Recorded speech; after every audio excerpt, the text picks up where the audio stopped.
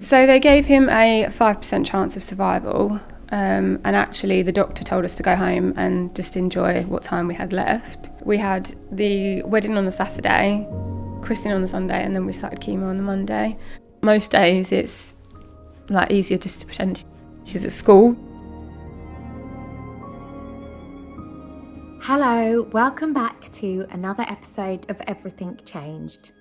Today's guest is Rachel Jones, and our conversation was really emotional. Her story is still so raw.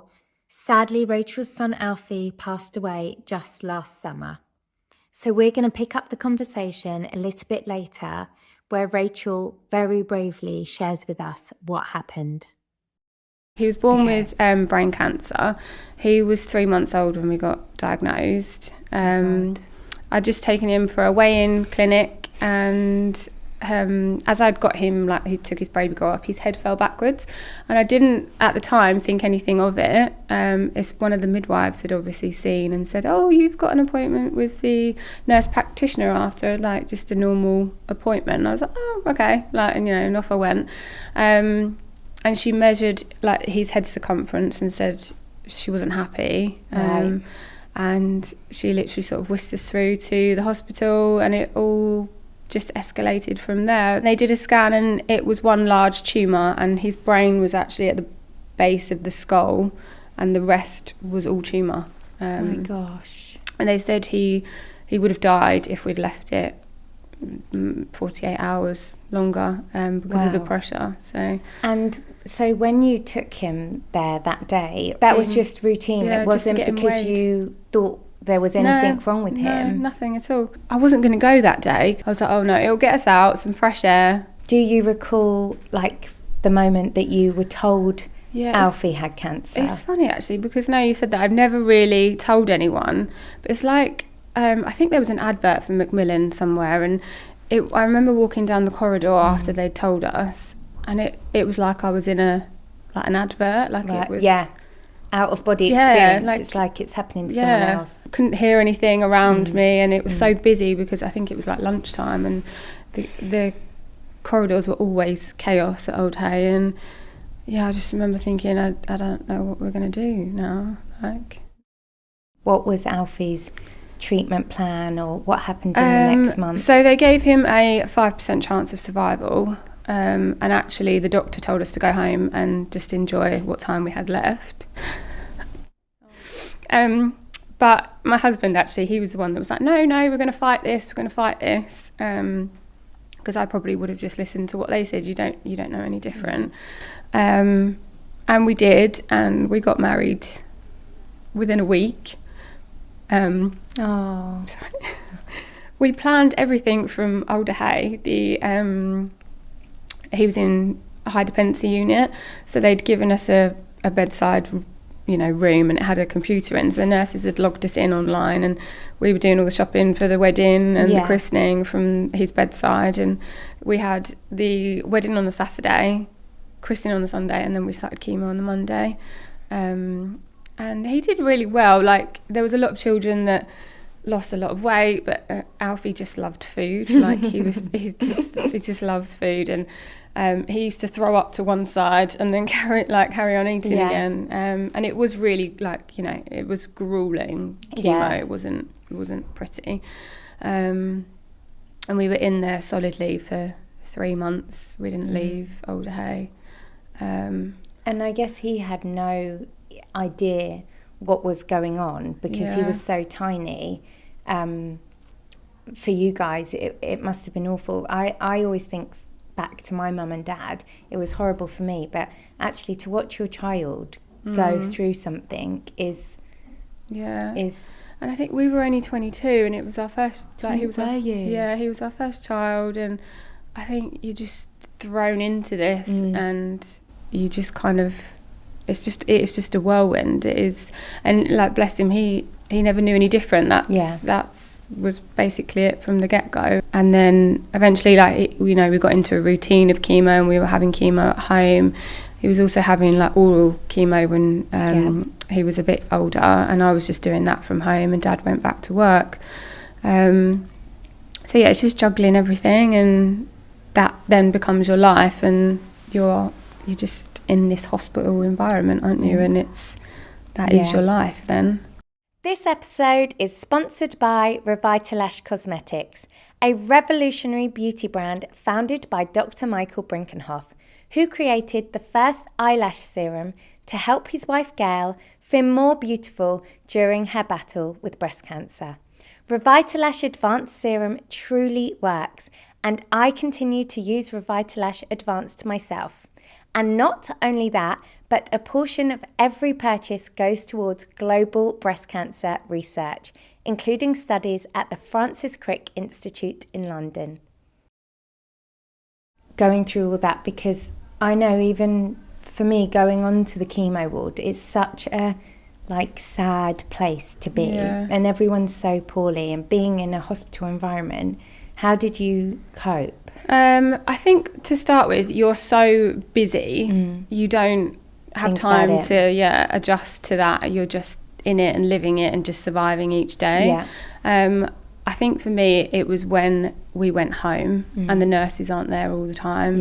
Like, there's no people around you to keep you busy. And I lived up north with Craig in Liverpool, and I didn't really know anyone. I was just at home with my poorly baby. And you being so young as well. So I did really struggle with that. And I think actually there needs to be a lot more service for people when they do, not better, but you know, they're out of that hospital environment, because you are very much alone. And you're not a nurse either, that's quite a heavy responsibility to be giving your child chemo and looking after your child, because you have to learn everything so fast, the terminology, and understand what's going on.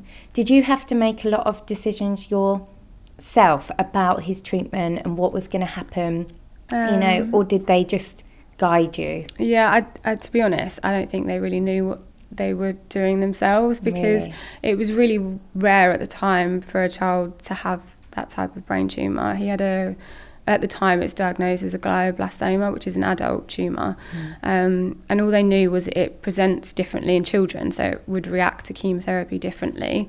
They kind of threw everything at it that they could, and as technology evolved, they changed the diagnosis to a pyelomyxoid astrocytoma. He did spend a lot of years on treatment, so he'd have chemotherapy every 2 weeks, and it was much less invasive, and he dealt with it really well. It didn't make him really poorly. He didn't lose his hair or anything like that. He maintained going to school and stuff. So as he got older, it definitely got less aggressive.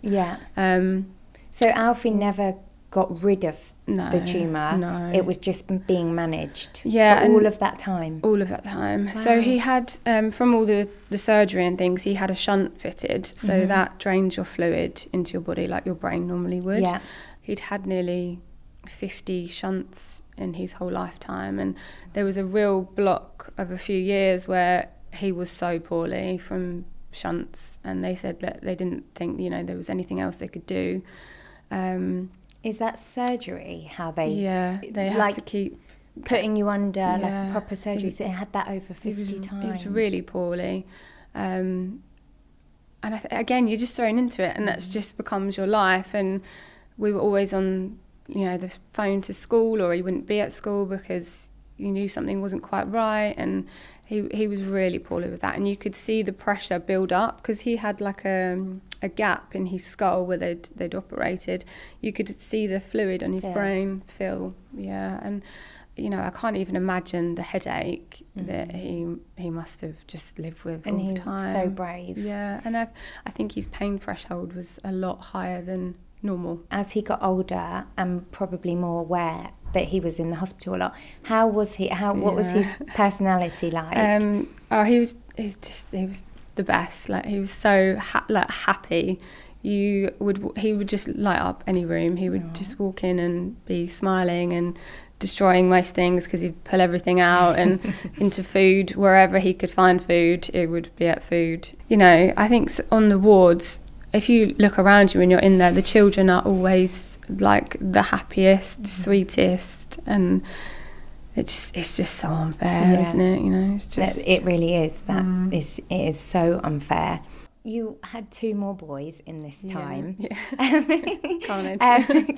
Yeah, that must have been really difficult. How was their relationship with Alfie? They were so good with him. Jude, my youngest, he's autistic. So Alfie and Oliver were like, you know, blit and blot, especially before Jude came. So close, and Oliver used to help him like get his shoes on in the morning for school, and Oliver's just really caring and kind and attentive, and I think Alfie would take advantage of that a little bit as well, like, you know, just like brothers are, and you know, and Jude, like, they both just loved him, like, and I think there were certain days, you know, where we couldn't go out or do things, or Alfie's poorly, and they have had to take on a lot more, and like the 6 weeks holidays, it was really, you know, it's quite tricky for us to get out because Alfie was in a wheelchair as well, so especially when the boys were younger, and Jude being autistic, he'd just run, you know, the opposite direction to where we're meant to be going, and so it's been hard. Do you mind talking about what happened with Alfie? So we'd gone to Dubai to renew our wedding vows, and we got married on the beach, and he had his Hickman line out, and I think that's probably where it all started. He hadn't had it out for donkey's years, you know, and we just wanted him to have a nice break where he got 2 weeks. You have to sign off medical things to be able to fly, and we got there, and he loved it, and he had such a lovely week, and we renewed our vows, and he was part of it like we always wanted. And then we came back, he had his line back in, and we just had a lot of problems with the line going back in. When they finally got the last one in, even that sort of like blistered, and there was just something wasn't quite right.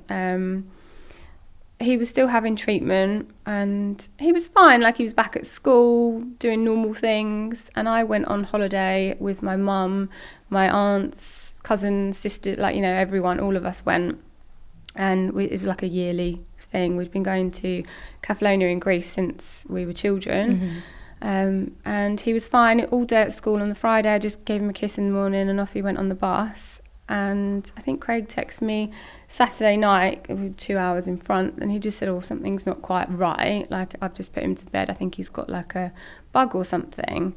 And then in the morning he phoned and said something's really different, it's not right. He's been fine overnight, like he'd been sat up chatting and stuff like that, and he said, but he's got this rash and it's not going, and like his eyes look different. He was like, just not normal for us.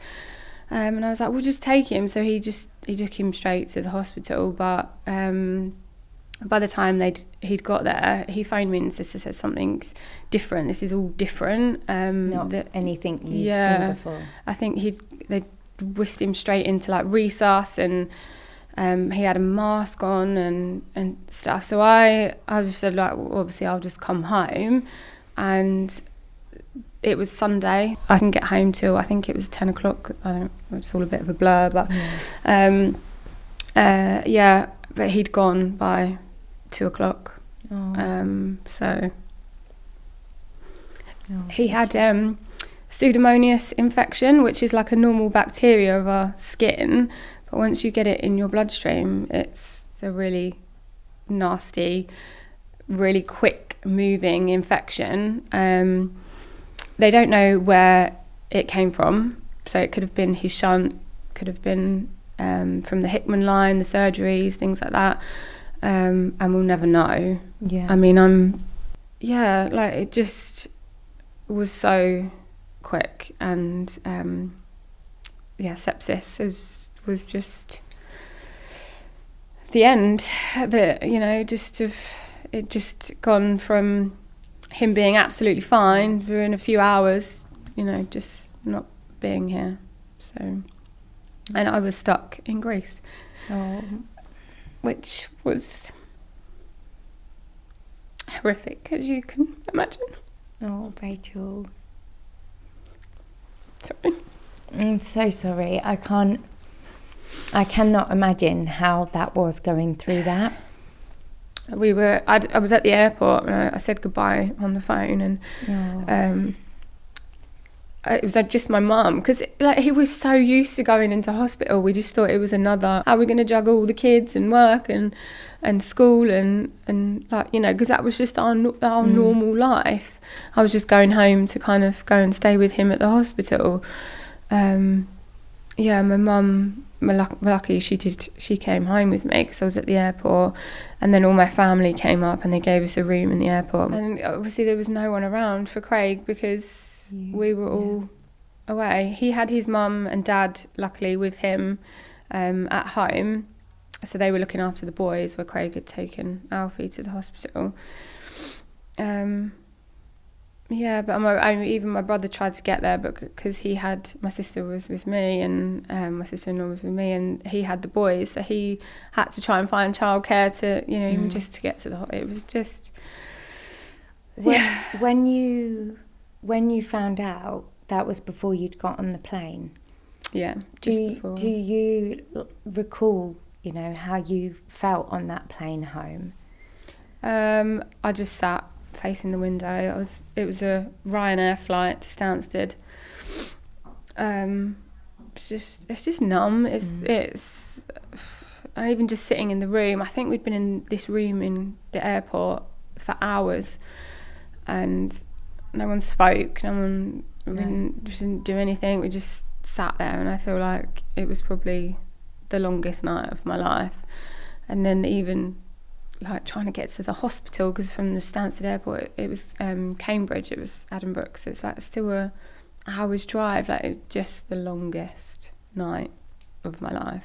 Even now I think we're so lost in what to do, where to go, you know, your future. What do you do with the other, like Oliver and Jude, like for their future? Where do we go? What do we do? Like, there's still so many like unanswered questions about what to do moving forward. And I think we're still very much in that time where we just need to get through a day, and we can't look forward. Because he just was my whole life. Like, I was just mum, carer, nurse.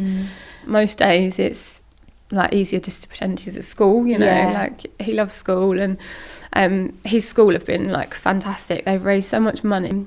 So yeah, it's been, you know, it's hard. It's been hard. Yeah, and I mean, I can't imagine navigating grief with, it's hard enough for you, but to also have your children to kind of worry about and try and get them to understand in the best way possible. I'm sure they've been like your kind of strength. Kids always are, but I mean, there are just no words really for. No, I mean, no one knows what they're doing with grief, do they? And it's been a huge adjustment for them, and like grieving. And there was one chat where Jude had lost a toy, and Dad said to him in the morning when he woke up, "Oh, guess what I found?" And he was like, "Alfie!" Like, you know, he'd found, like, he was missing. You know, some people are really open with their grief, and I think we've been very private, and and that's the way I've always wanted it to be, I think. On Instagram, I've only got sort of one post on there, and I kind of did Instagram to kind of separate. So it was, I can just be me, and then, you know, at home it's me at home, and it's mum and grieving, and just, you know, the other side of me, rather than kind of blending the two together, which for some people blending does work, and but I just some days I don't want to show up. So. No, of course, and I think everyone has to do what is right. There's no right or wrong way. No. And when you said about school, and I guess like facing people, sometimes people don't know what to say, do they? No. And you don't know if someone wants to talk about something, or if you don't want to trigger them. So it is quite difficult. I actually remember hearing on a podcast that there isn't a word to describe a parent that has lost a child. You know, like if you've lost your husband, you're a widow or widower or an orphan, but the pain is so huge that there isn't a word to describe someone that has lost a child. It's I haven't actually thought about that before. Yeah, I think I'm different now, and I think I that will always be different. And I think, you know, when you feel happiness, like you've had a really good day with your family and the kids, and you just, you know, that content, like just life is okay and happy. And I remember feeling that, and we won't get that again. Oh, Rachel, I'm really sorry. It's what you have been through is, you know, there isn't anything worse. It's every parent's nightmare, and it is so unfair. I'm really sorry that you've been... We have a mums group that's been through the hospice, like our local hospice, and it's the mums group that no one wants to be in, but that's been so... A great support. Like, it's been massive support. And I think because we're all the same, like we just sit and moan, really, which is nice. Like, it's nice to have that group of people that just get it. Like, you don't need to even say anything if you don't want to. Like, and it's lovely to have that support network. So they've been a massive support. That is amazing. I think exactly that. You need that community, and unless somebody has walked the exact shoes that you've walked, it's really hard to understand. You can try to, but you just don't get it. No. And I think that's like, I can talk to friends, and I had like bereavement counselling after, but I think it's kind of the same. You would just go for a cup of coffee and just kind of have a moan, whereas I feel like I could do that with my friends if I want to, and then I can sort of switch off. And I think that's one of the plus sides of Instagram, is that because people don't know, when I go to events and things, I don't talk about it. And you know, it becomes that like mask. It's when someone asks you like how many kids, because it's such a you know, normal question, I just still go 3 children, you know, 14, 7 and 9, or 9 and 7. And I think I like that. I like to pretend that, you know, life's normal. And I do think the purpose of getting dressed every day when you're feeling so sad is just really important. My mood instantly lifts when I've got a nice outfit on. Should we talk about the foundation that you've set up in Alfie's name, and what is the purpose behind it? So we just want to raise as much money as humanly possible to spread awareness of sepsis, because even though we've been in this hospital environment forever, we didn't know anything about sepsis. And I think especially with like cancer and stuff, you're always told, you know, to look out for infection and high temperatures and things. But I never feel like it was sort of gone into more elaboration as to why and what happens once you've got the infection and basically sepsis. So that sepsis was up on posters by the bedside, and I think that was when we very, very first started, and there's been nothing since. And we've started a book, which is a children's book to hopefully get like children interested in the signs of sepsis, and just to be more aware, I think. For anyone listening, do you know what are the main symptoms to look out for sepsis? So it's different in children and adults, but like Alfie had the rash, so the rash of the skin, and it doesn't go when you're pushing on it, a bit like, you know, temperature, lethargic, you know, it's all the infection signs, I guess, but worse. And I think if you know something's not right, just get it checked and just ask the question. Sepsis is very fast acting, and it's just not worth the risk if you think something's wrong. Is it the foundation now that's giving you strength, or, you know, where are you getting your strength to keep going? I think the boys is the main thing. I don't know if I'd be here without them. No, Rachel. So you're amazing. Definitely them. But the charity keeps me busy, as does styling, and I think anything to keep me busy really is just what I need. And anything, just to keep busy. I'm so glad that you've got that distraction, but that it's also grown into something big for you. I guess it's now like a job. And it is lovely to call it a job, because I get to be at home and I'm with the boys, and I can work from no one being around me, and you know, it's just me and my space. And I think some people may struggle with the fact that I'm on Instagram and things like that, and you know, while I'm grieving. But if I had a full-time job, I would have had to have gone back to work. And some of the mums at the mums group, you know, are all back at work and having to put makeup on and an outfit on every day, and I just couldn't face that. For anyone that doesn't follow you, what is your Instagram handle? It's Rachel Jones Stylist. Yeah, I need to follow Rachel because she always looks amazing. Thank you so much. Thank you so much for coming on today. Thank you for having me. I've really enjoyed it.